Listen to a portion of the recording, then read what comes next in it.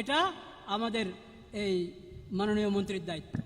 একজন মুমিন, একজন মুসলিম, সেই মুমিন হতে হলে, মুসলিম হতে হলে আল্লাহর প্রতি ঈমান আনতে হয়, আল্লাহর রসুলের প্রতি ঈমান আনতে হয় এবং কোরআনের প্রতি ঈমান আনতে হয়। কোরআন করিমের প্রতি ঈমান আনার কি অর্থ? যালিকাল কিতাবু লা রাইবা ফি, এই কিতাব আল্লাহর পক্ষ থেকে অবতীর্ণ হয়েছে, আখিরি নবী হজরত মোহাম্মদ মুস্তফা সাল্লাল্লাহু আলাইহি ওয়াসাল্লামের প্রতি অবতীর্ণ হয়েছে। আখিরি নবী, সর্বশেষ নবী হজরত মোহাম্মদ মুস্তফা সাল্লাল্লাহু আলাইহি ওয়াসাল্লামের প্রতি অবতীর্ণ হয়েছে এবং এটা সর্বশেষ আসমানি কিতাব। এই কিতাবের মাধ্যমে আল্লাহ তাআলা আমাদেরকে ইসলামী শরীয়ত দিয়েছেন। এই কিতাব অবতীর্ণ করেছেন হজরত মোহাম্মদ মুস্তফা সাল্লাল্লাহু আলাইহি ওয়াসাল্লামের প্রতি। তার সিরতকে আমাদের জন্য আল্লাহ তাআলা নির্ভুল এবং উত্তম নমুনা বানিয়েছেন। তাহলে কোরআনের প্রতি ঈমান, রসুলের প্রতি ঈমান, আখিরি নবী হিসাবে তাকে মানা, আখিরি নবী হিসাবে তাকে মানা, নিছক শুধু একজন রসুল হিসাবে না, তিনি রসুল আল্লাহর এবং সর্বশেষ রসুল। তার কিতাব সর্বশেষ কিতাব, তাকে আল্লাহ যে শরীয়ত দান করেছেন এটি সর্বশেষ শরীয়ত।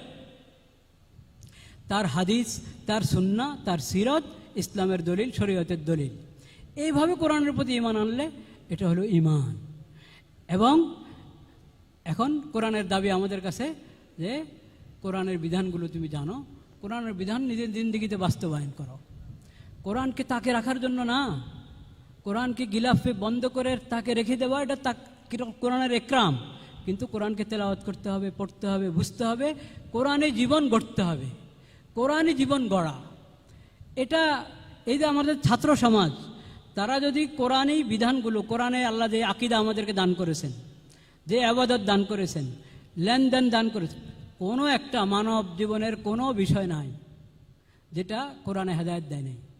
এটা রাষ্ট্র পরিচালনা কত বড় বিষয়, কোনো একটা অঙ্গন রাষ্ট্রের এমন পাবেন না যেখানে কোরআন হেদায়েত দেয় নাই। নবীজির সিরতে যেখানে নমুনা নাই, নবীজির হাদিসে যেখানে নমুনা নাই। আমাদের মাননীয় প্রধানমন্ত্রী সিরতের প্রসঙ্গ টেনেছেন, হ্যাঁ, সিরতের প্রসঙ্গ টেনেছেন না, নবীজির সিরতের কথা বলেছেন উনি। তো এই যে বিষয়টা, নবীজির সিরত কোরআনের ব্যাখ্যা, নবীজির হাদিস কোরআনের ব্যাখ্যা, কোরআন, হাদিস, নবীজির সিরত এবং ইসলামী শরীয়ত, এখান থেকে আমাদেরকে রাহবরি নিতে হবে আমাদের মানব জীবনের প্রতিটি অঙ্গনে এবং রাষ্ট্র পরিচালনার ক্ষেত্রে প্রতিটি অঙ্গনে আমাদেরকে এই কোরআনের হেদায়েত নিতে হবে। আল্লাহ তাআলা সেই তৌফিক আমাদেরকে দান করেন। এবং সবাইকে সবাইকে সকল মুসলমানের দায়িত্ব এটা কোরআনের সহিহ শুদ্ধ তেলাওয়াত শেখা। এই যে যারা শোনায় গেল কত সুন্দর তেলাওয়াত শোনাচ্ছে, তো এরা তো শিখেছে, এরকম শিখা আমাদের দায়িত্ব। যে কোনো আমাদের, আমি আমার জানা মতে আমাদের হজরতের তেলাওয়াত আশা করি সুন্দর।